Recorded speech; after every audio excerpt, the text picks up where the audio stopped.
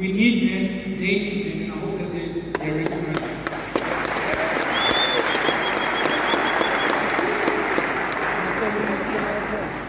Alright, 6 minutes, I'm very good. So outside of maintaining with money is maintaining in other ways. And part of those ways is teaching your child how to do good, how to know who they are in terms of identity. Things like maybe helping your child to start a vegetable farm, to plant trees. There are second-hand shops. You must never be so proud when you're unemployed and you don't have money. There are second-hand shops. I grew up wearing second-hand clothes and selling. There are second-hand shops, there are charity shops, Salvation Army, where they offer clothing. That's very important. Please get close to your child. Please get close to your child. You do not have to do anything special at spend time. While you're with Disney, if you're going to watch sports, if you're going to visit Chicago, let your kids, especially your boys, sit there and just watch you and study. They will learn so much just in studying, so that later on in their lives, when they're trying to fix their lives or build their lives, they will have a framework of who my father is. My father used to beat my mother up. He comes from an old school generation where they saw women as children, where that is something that was wrong in their generation, and we tried to fix it. But in that, unfortunately, no one told men, what do you do now? If your woman is disrespecting you, coming home at 3 o'clock in the morning, keeping you from your child, destroying your property. What happens if the woman slaps you? You slap her back. Now, unfortunately, because we are emotional men today, raised by mothers and we British single mothers, we have taken on the bitterness of a single woman, and when we get angry at our woman, we lash out at a single woman and we hit. A highly emotionally intelligent man never hits. It's almost like a lion. You can tease a lion, sweat a lion, you can throw anything, the lion will just watch you. The only time the lion gets violent is when they are protecting their family and protecting their territory. It's one of the things that women have lost out on. The fact that you must treat the man at your home as if he's a sleeping lion. You must feed him well, take care of him. Don't ever disturb him. Because even your own dog in your house, if you ever provoke your dog and put it in a corner, it will bite you. That's essentially what a man is. It's just we've lost it. But our women have not been taught how to handle us well. And we have also failed to teach each other. You do not hit a woman because she's not at your level. You're too strong. It's like fighting with a young boy. When you fight with a young boy, you will always lose. Always. Because if you beat him up, he's your bully. If he beats you up, then everyone loves him. So you never fight with a boy, you never fight with a woman.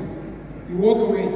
If you need to bring the police, if you need to address a family, you do so, but don't ever hit a woman. It shows that you're at a lower emotional intelligence. It means you have struggled to control yourself.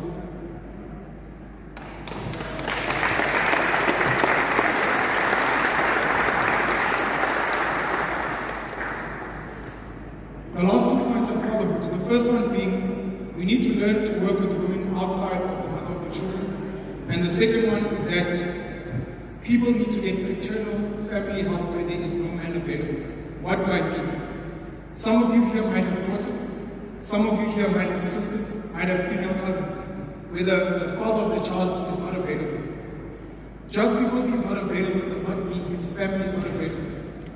Sometimes a child's identity won't come from the father directly, but from the father's brothers, or from the father's side of the family. That's why this is a message mostly for women. It is important for your child, if the father is not available because he's on drugs, he drinks alcohol, or he's struggling with alcohol abuse, he's violent. There is nothing wrong with taking that child to the father's side of the family. Leo Mani needs identity, and as Africans, we always believe in Ubuntu and raising children as a collective, not as an individual. Similarly, as a man, if you're struggling with the mother of your child, you struggle with baby moms, the one with shyness, and it's fact. When you love a woman, put it no time in itself. When you love a woman, when you plant in a woman, something in your soul, in your DNA gets implanted in her. And when you pull away, the relationship is not working. It drives her insane. She wants to own you. The fact that you're not around means it drives her crazy. And when she has a child, it means she has the one thing that can still control you. And they try to use that thing to get your attention, to get you angry, to punish you. If you cannot get through to that woman, try and get through to her family. Sometimes it's difficult. But you need to try and make sure that in raising your children, you are not only dealing with the mother of the child, because she's emotional. You also might be emotional at some point. So it's important that the families come together, even if you're not married, so that she can fight into your family, speak to your family as well, and say, please get closer to this woman, because she is angry when she sees me. Now we get close to her family, especially men in the family. To be like I said, I'd like to see my son. If you can pick up my son and be watching this, just tell me where he is, I'll come watch as well. Tell you need to understand something, he can be there. Tell the woman the same. Speak to my mom, if not my mom, speak to someone else. So that when my son is somewhere going to school, you can liaise with them, because Tina clearly you've got a problem somewhere. But this child needs both of us, and this child needs both our families. That's very important.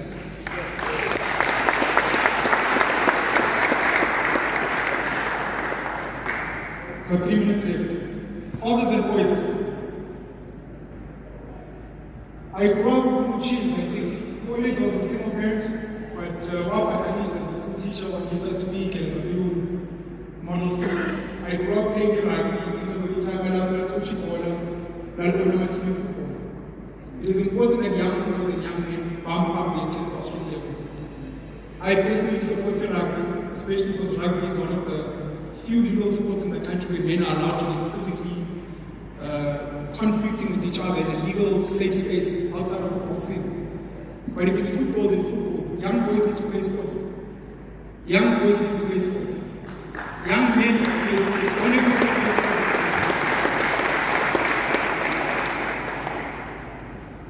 Outside of sports, which is good for testosterone, we need to come together. It can't just be a team, bees or sometimes there's loud music, it's not a place to bring kids. But where we can, this is something that I appreciate from the Afrikaans nation. They have a maprai. Outside of Shisanyama, outside of Makawash, please can you host a maprai, and especially invite young boys to come and listen to men. Just chat. Just talk on. Allow them a free space to talk about women, about sex. Allow them to listen to you. Whatever your mistakes may be. You can speak about their mother, you can speak about your other girlfriends. This is so that we can build each other, gatherings. The sad thing that we've lost is that the church used to be the pillar of the community. I think today people go to church for spiritual fulfillment. I think. Only. Back in the day, the church was the center of the community where during the week children would go to church because that is where the school is. On the church premises, there will be vegetable gardens where you will fetch your food. The money that you guys collect in the church, you go to your pastor and you say, we need business funding. Outside of your money working on, outside of your free will, you can also have another basket here in the church and say this is for small businesses within the church. So that if there are small businesses here, they come in front of the church and they